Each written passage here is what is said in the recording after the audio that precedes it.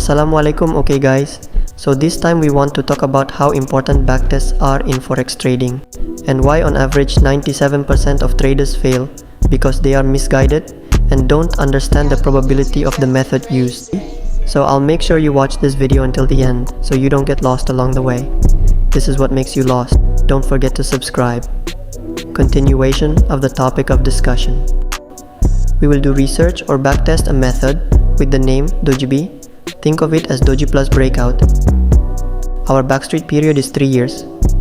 We prioritize opening long entries first so that the video is not too long. We will look for the entry point when the new candle breaks out the old Doji candle.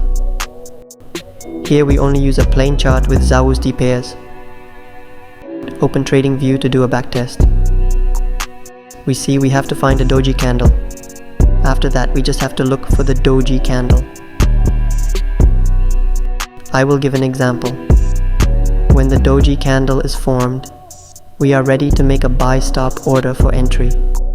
We set a risk reward of 1.1 or the equivalent of 1000 points. 1000 points. Let's just continue our research in more depth. So we will backtest up to 4 years of backtest. Okay, I'll speed up the video to shorten the time.